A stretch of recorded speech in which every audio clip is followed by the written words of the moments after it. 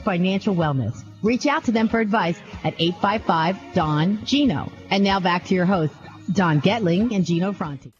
Well, welcome to the second half of the Don and Gino Real Estate Finance Show, and we have Mike Bjorkman in the house checking out. Yeah, he's checking out our crystal ball. You know why we have that, Mike? I have several of these, and my clients know for sure I know how to use them. They do work. You know what? Let's touch on this again. We have Mike Bjorkman, the broker and owner of HomeSmart out here in Santa Cruz, the fastest growing real estate area. And we're not just trying to promote that he's grown this great office. We don't promote that Mike has got so much experience. Gino and I often talk about why we feel we're two of the best in the industry, bar none, and our team is, because we share that information as you do, because they have you as a resource, we're our team's resource, but we see more transactions than anyone. We have and so do you. You do more business in a month than some agents do, most agents do in an entire year, as do we. So we see so many pitfalls and challenges that when we see it coming before it hits. And yeah, or even not help you. I mean, come on. Yeah, even when it does, you're like, I know how to fix that. Yeah. We don't even get when the vein pops off and blood squirting all over, we just go clamp. Yeah. We keep working. We don't even get Dr. Mike's here. Yeah. We call surgeons. Yeah. We're teaching each one to be a surgeon, because don't panic. Stay calm and we'll fix it together. Yep. It's when you panic and it's usually because you didn't do your job in the first place. Don't sew it up with the scalpel in there.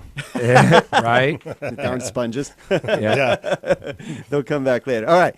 So I just wanted to tee that up because you're experienced, and that's why we love you being on the show, and why your experience and your knowledge matters. You've got a lot of experience to share. So one of them, you were talking about the difference between a listing agent and a buyer's agent. Last segment, you were talking about the listing agent and what their real job is. It's not both. It's really to market and sell your home. That's their job, not to go find your home, to market your home. Yep. Market to agents first, and that will then get marketed to the buyer, ultimate buyers.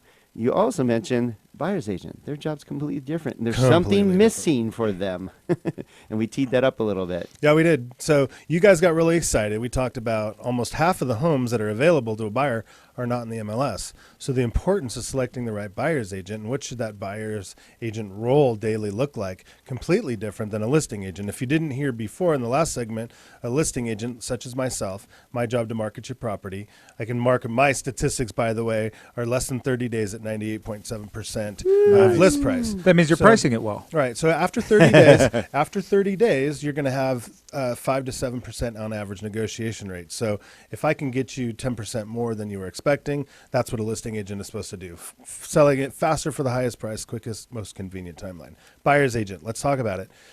What do I do as a buyer's agent when I wake up every day? And if you're a buyer in this market and you're in a certain price range, our average price range, $450 to say $550, it's hard. There's multiple offers, bidding wars, and people are crying, and people are deciding to stay renters for no reason. So you want to choose the right buyer's agent. So they say, Mike, what's the difference? And let's talk about it.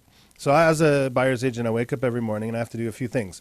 Number one, I have to have a relationship, and reach out to every single agent in Santa Clarita. There's 1,500 of us, right? So I need to have some sort of marketing campaign, a CRM, some sort of computer program and telephone and text system to communicate with these agents. Hey, it's Mike Bjorkman. I'm looking for this. Do you have it? That's job number one every single day. You guys know, you mentioned the CMA network. There's a lot of network groups. The SCV network group that I'm part of, we're directly in control of 75% of the inventory in Santa Clarita. Key, very key. Yeah, so we go to these groups, we find different things like that. But now you have this humongous database of life, if you will. So how many people are really out there today? They don't have a sign in front of their yard, but they're painting, cleaning carpets, getting ready. So how am I marketing my buyer like I would a listing? So if I have a 3+2 on Cherry Street, I'm going to tell everybody about it. But if I have a buyer looking for a 3+2 on Cherry Street, I have to tell everybody about it, right? Because I need to go out to the general public after the agents. Remember, we said we got to sell them twice, first to the agents and the public. Right. Just flip that. Now I got to sell my buyer to the public. Hey, if you're out there in the public, this is what you need to do. So how do we do that? We have email campaigns. I own the largest property management company out here. Key. We have a humongous database of owners. We have access to all the tax records. So there's mail, there's email, there's the network groups, and that's our job all day, every day, is to look for homes for our buyers. So many agents, and if you're listening right now and if you're looking for a home, you might have an agent that says, hey, I just signed you up for this really cool Market Watch program. It's going to email you as homes come on the market. Great. What we call that is passive marketing. Right. We can't do passive passive marketing. You got to be active. So when I'm holding an open house, That's key, by the way. I hope you heard that. Yeah, well, that's Because it. most do passive. They're like, I got a system. Yeah, it's got to be and not or. You've got to do both. You have to have Yeah. passive marketing and active marketing. yeah, what good is it if a home emailed to you in the morning, you go see it after work, and there's 4 offers on it, and now the price just went up another 3 to 5%? How did that agent save you time, effort, energy, money? Not even. You're in a bidding war.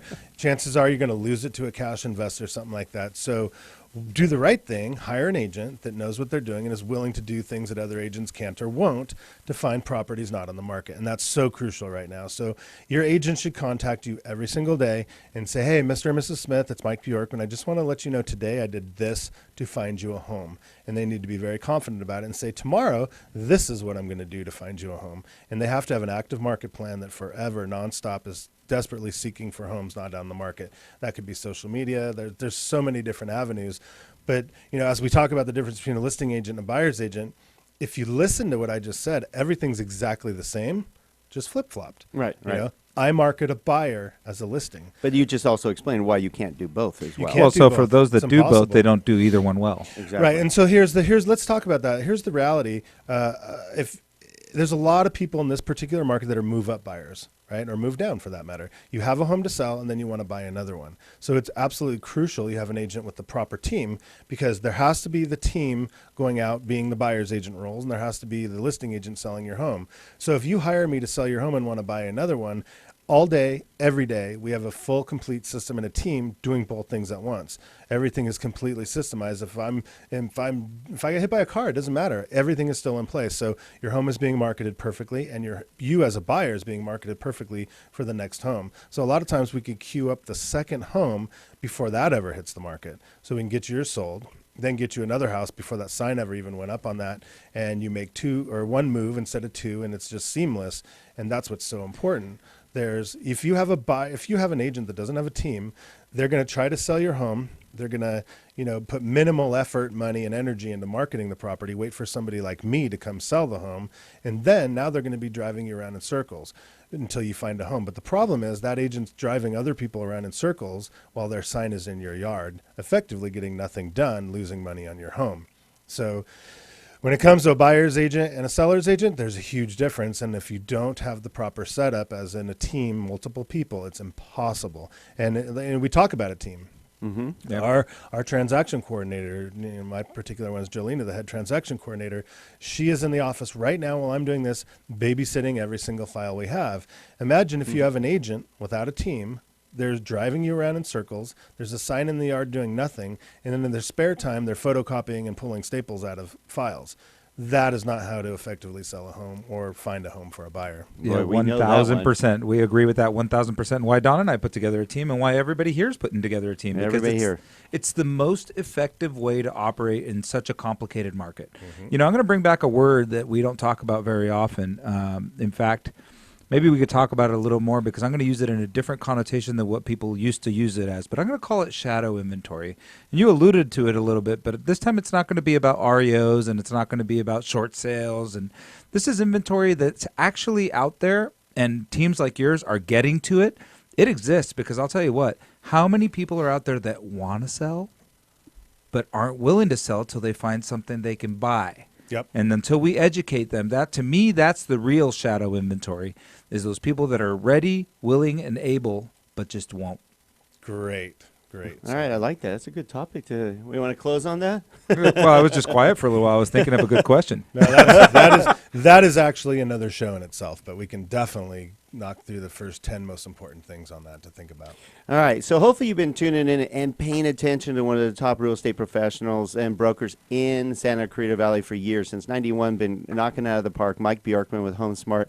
When we come back, we're going to fine-tune some of the great strategies you've already shared with us, how you can be successful buying or selling, also why Mike has more inventory than anyone else due to the fact that he owns a leasing company, and why is HomeSmart the fastest growing real estate company here in Santa Clarita. All when we return to the Don and Gino Real Estate and Finance Show right here on your hometown station, AM 1220 KHTS.